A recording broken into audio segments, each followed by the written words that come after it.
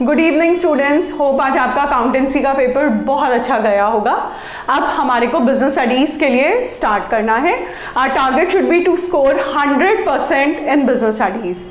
अब इस 100% स्कोर को अटेन करने के लिए हमें इन 7 डेज को बहुत फ्रूटफुली यूटिलाइज करना होगा।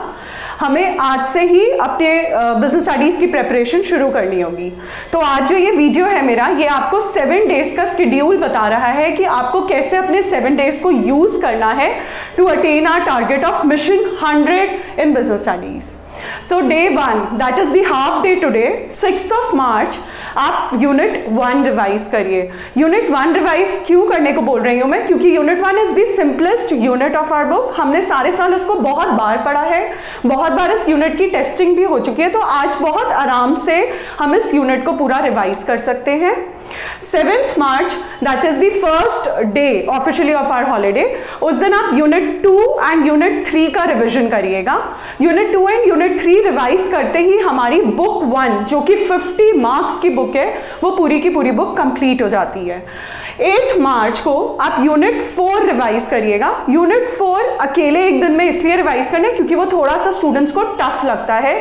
Financial management and financial market, थोड़ा उसमें न्यूमेरिकल्स वगैरह भी होते हैं। कोशिश करिए हाफ डे में या इवनिंग तक इस पूरी यूनिट को रिवाइज करके अच्छे से, उसके बाद केस स्टडीज सॉल्व करिएगा कुछ सैम्पल पेपर्स की बैठ के। डे 9th March यूनिट 5 की रिवीजन करिए। हाफ डे में मैक्सिमम यूनिट 5 आपका रिवाइज हो जाएगा। उसके बाद फिर कुछ सैम्पल पेपर्स की केस स्टडीज की सिर्फ प्रैक्टिस करिए और साथ में जो डायरेक्ट क्वेश्चंस हैं उनके भी पॉइंट्स को जरूर लिखिएगा, कीवर्ड्स को, जिससे आपको बहुत कॉन्फिडेंस आएगा।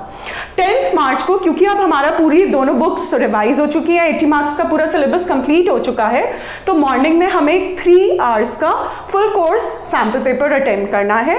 इस सैम्पल पेपर को अटेम्प्ट करने के बाद आप उसको अपने आप क्रॉस चेक करिए। कोशिश करिए वही पेपर करिए जिसकी आपके पास मार्किंग स्कीम भी अवेलेबल हो। उसके बाद अपने टॉपिक्स वगैरह को रिवाइज करिए, जो भी आपको टॉपिक्स लगता है कि डिफिकल्ट है और आपको बार बार रिविजन की जरूरत है, प्लस जो इंपॉर्टेंट टॉपिक्स हैं उनकी रिविजन करिए। टाइम बचे तो फिर से कुछ सॉल्व पेपर्स की, केस स्टडीज की प्रैक्टिस करिए। सेम आपको सारा का सारा प्रोसीजर 11th March को भी रिपीट करना है। अगेन 1 3 आवर पेपर चेक करवाइए उसको, या खुद चेक करिए, सॉल्व करिए पूरा टाइम करके। 3 आवर्स का टाइम मैनेजमेंट बहुत इंपॉर्टेंट है पेपर में। कैसे आप कर रहे हैं, स्टार्टिंग से 1 मार्कर से आप स्टार्ट कर रहे हैं कि आप एंड से स्टार्ट कर रहे हैं पेपर, टाइम मैनेजमेंट यहाँ से आपको इन प्रैक्टिस पेपर से आएगी। उसके बाद फिर से रिविजन करिए बुक 1 बुक 2, जो आपको डिफिकल्ट टॉपिक्स लगते हैं, या दोनों बुक्स को एक बार सिमल्टेनियसली रिवाइज करिए। टाइम बचता है तो फिर कुछ पेपर्स की case studies and direct questions को सॉल्व करिए बैठ के। 12th March को बुक 1 का थरो रिवीजन करना है, पूरा कंप्लीट रिवीजन। सारे सबहेड्स अच्छे से रिवाइज करने हैं, कीवर्ड्स अच्छे से रिवाइज करने हैं। Same for 13th March, you have to revise book 2 completely.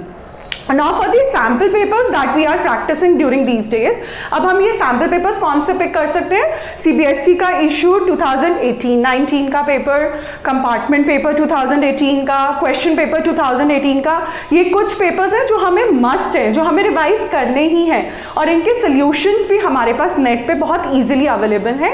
तो आप इनको क्रॉस चेक भी कर सकते हो। प्रॉपर मार्किंग स्कीम्स होती हैं जिसको आप क्रॉस चेक कर सकते हो और आपको खुद पता चल जाता है कि कहाँ पे मिस्टेक हो रही है आपकी, उसको आप करेक्ट भी कर सकते हो। For practice of more of case studies आप मेरी बुक भी परचेज कर सकते हैं। That's a quick score sample paper by Vibhu Gupta. It is easily available in the market. So hope students ये सारी टिप्स आपको बहुत यूजफुल रहे और आपका पेपर बहुत अच्छा जाए। All the best for your business studies exam. Thank you.